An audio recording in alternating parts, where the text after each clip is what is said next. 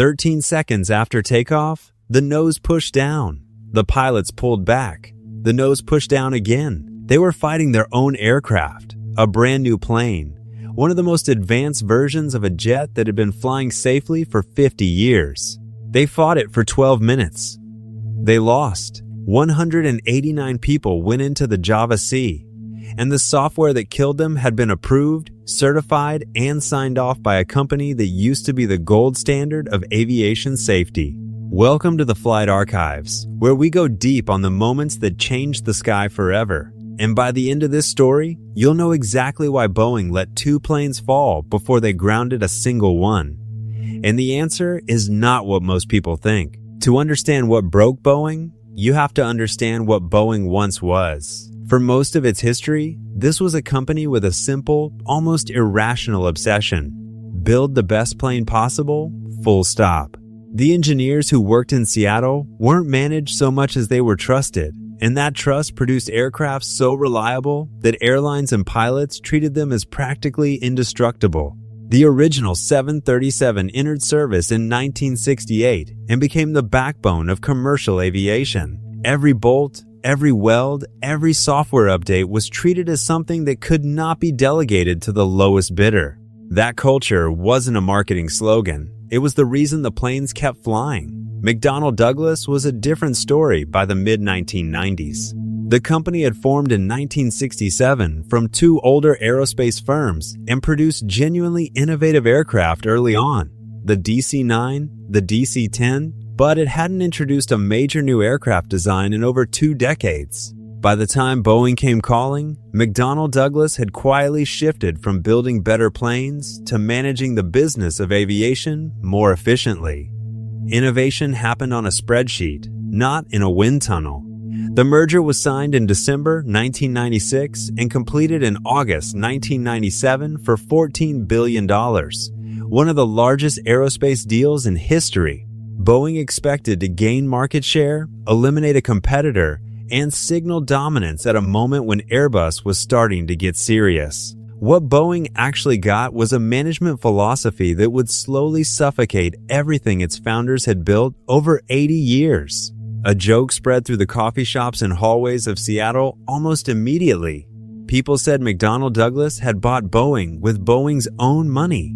It felt true not just because McDonnell Douglas executives took over the combined company, but because the logic they brought with them was the logic of acquisition, of finance, of quarterly returns, and it began reshaping every decision from day one.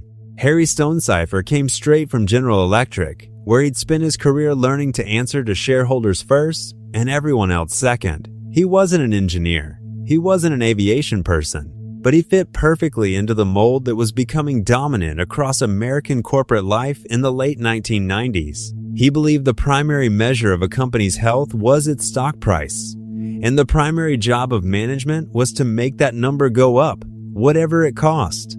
The shift happened fast.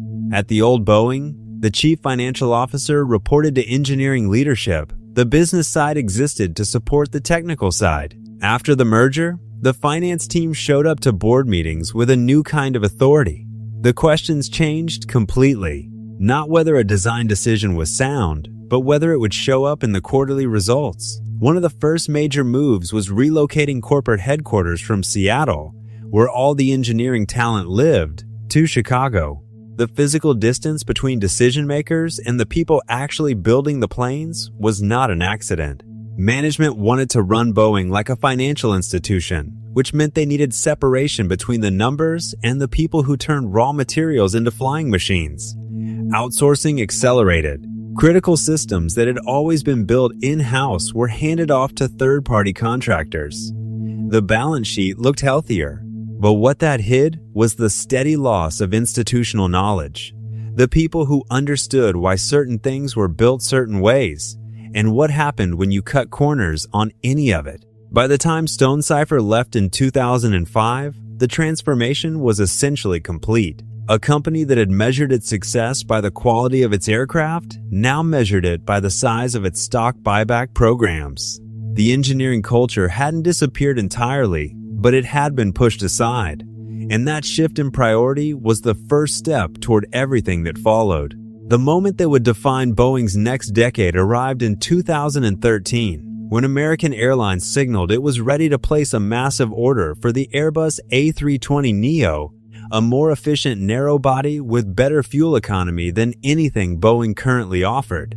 Boeing faced a choice with two very different price tags: build a brand new aircraft from scratch, the way they'd done with the 777 in the 1990s, for roughly $20 billion in a decade of development time, or modify the existing 737, fit new engines to it, and get it to market fast and cheap.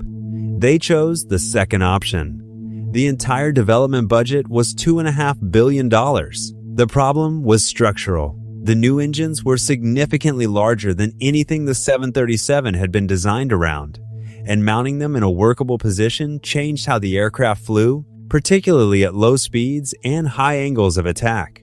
Instead of redesigning the airframe to handle that safely, Boeing added a software system called MCAS, which would automatically push the nose down when sensors suggested a potential stall.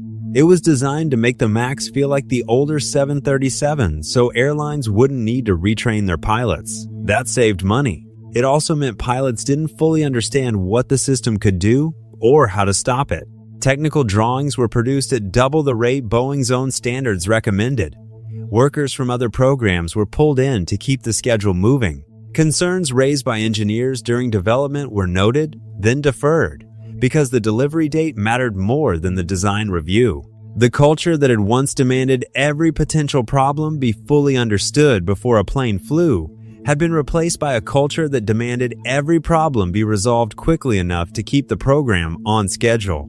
The 737 MAX was certified and entered service in 2017. It became the best-selling aircraft in Boeing's history almost immediately. Then October 29th, 2018, Lion Air Flight 610 out of Jakarta.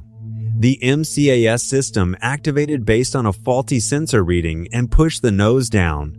The pilots pulled back. The system pushed down again. They fought it for 12 minutes before the aircraft hit the water. 189 people dead. Boeing knew what had happened. The FAA knew what had happened. The MAX kept flying. 5 months later, March 10th, 2019, Ethiopian Airlines Flight 302. Another brand new MAX. Another faulty sensor. Another MCAS activation the pilots couldn't overcome. 157 people dead in 6 minutes. Within days, regulators around the world grounded the entire 737 MAX fleet. The grounding lasted more than 20 months. The financial cost to Boeing ran into the tens of billions. The full accounting is still being written.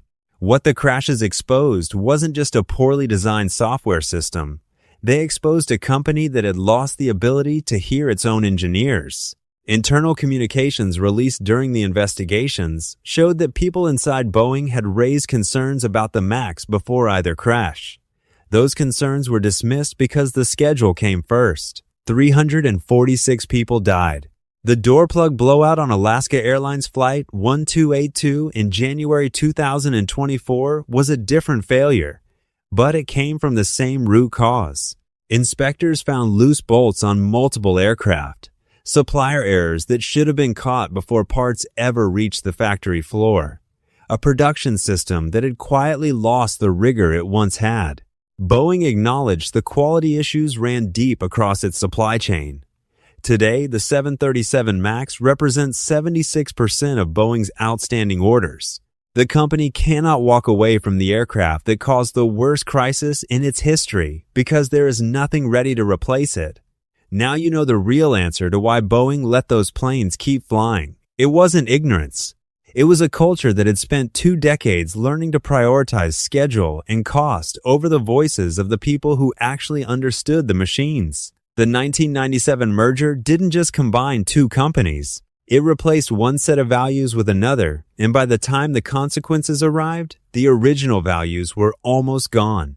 That is the cost that never showed up on the balance sheet. Drop a comment below telling us which aviation story you want us to cover next. And if you're new here, subscribe to the Flight Archives. We'll be here when the next one needs to be told.